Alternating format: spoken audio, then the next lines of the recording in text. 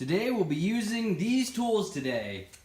We're going to be removing some stuck bolts and nuts and rusted crap because we're getting those inline filters out of there.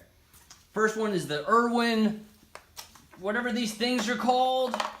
They're used to get off rounded bolts because I've already rounded a bolt off. This will dig into it as you turn. It's used for multiple sizes. Read good reviews about these. Next is the cheapest nut splitter on Amazon. This is $7 and you get two of them, one big, one small. You put this on the nut and you tighten it and it splits the nut in half. So that's a little less, extreme than fire or just manhandling it and something else is gonna break. And then the good old trusted PB blaster, because it's awesome. There's a link in the description for all of these parts and where to order them on Amazon. Let's see how they do. We will be removing the Banjo bolt filter on the turbo line of an Ej255 year 2005 Subaru Baja. This should work on WRXs, STIs, pretty much anything in that year that had the Banjo bolt filter issue. This one is going to be a little difficult to film, but first you have to remove this bracket that holds the up pipe to the turbo. There's a 14mm nut and a 14mm bolt. There's the bolt, and the nut is, let's see if we can get it on camera.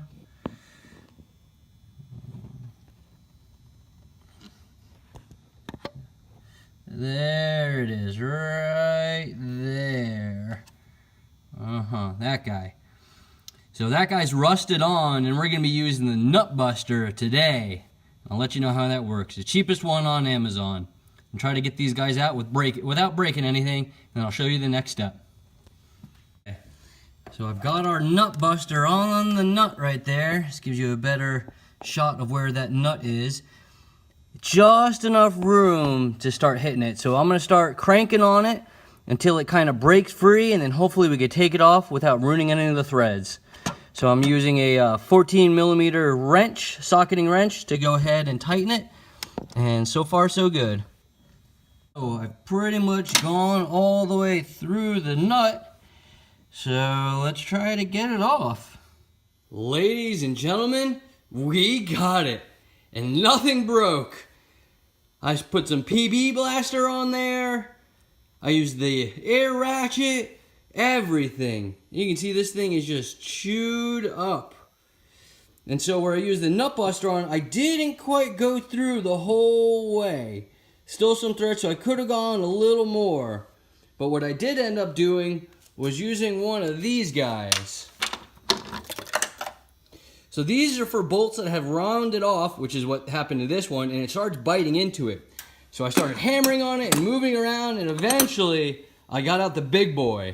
And I said, well, something's gonna break, but that shit's coming loose. So there she is. Oh, yeah. I will not be reusing this. I already have a new one, so that's what we'll be putting on. We might run a dye down it, down the stud coming off the up pipe, and just to make sure those threads are clean, but it is off.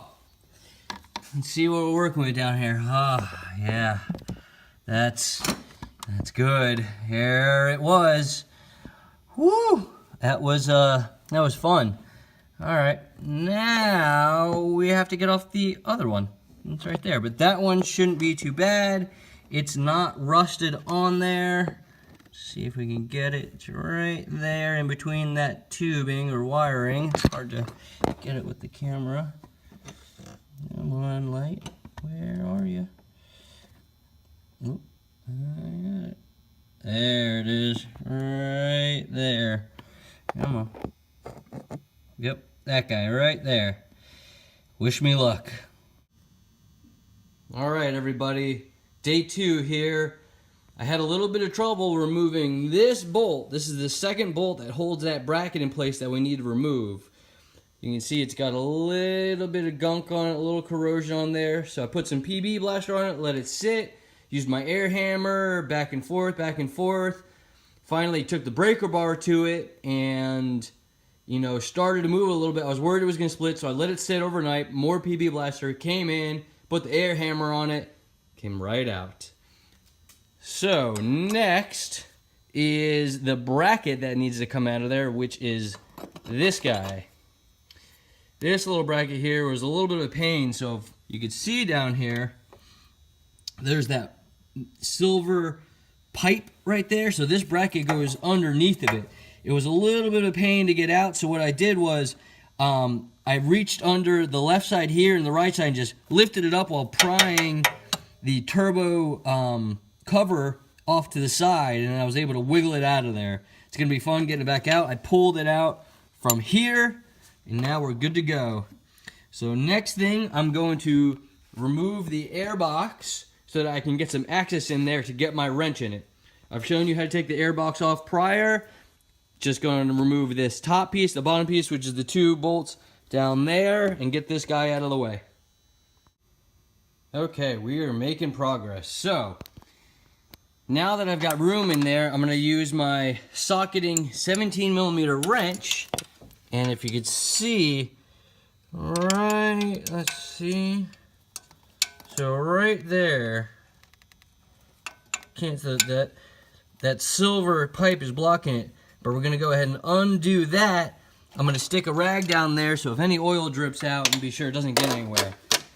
So that's where our Banjo Bolt filter lives, and we're gonna have to get it out of there and put it back in somehow. You want to be sure that you replace the crush washers as well. There's 2 copper crush washers on either side of that banjo fitting. Everything will be in the link in the description below, and I'll show you what to buy. Let's get it off. Okay, ladies and gentlemen, today is a successful day. We got the banjo bolt out. The filter came with the bolt. Sometimes it can be stuck in the block, and you'll have to reach in there with a pick to get it, but luckily mine came out. So what I'm going to do is I'm just going to use this pick to pull it out. We'll inspect it, see what it is. I'm going to replace this crush washer, and then there's another crush washer in the other.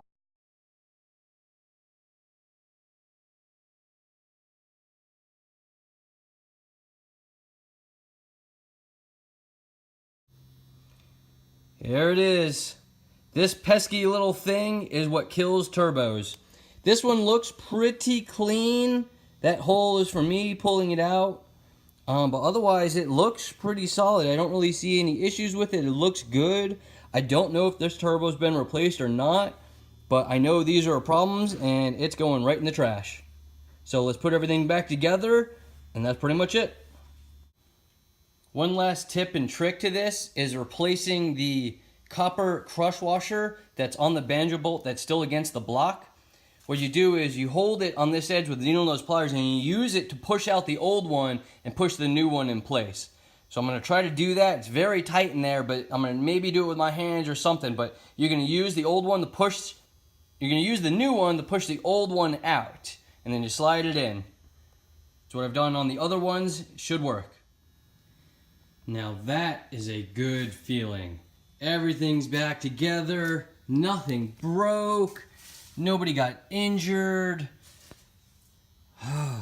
All we have to do is put the negative terminal back on and we should be able to start the car. Let's see if that fixed my problem this time.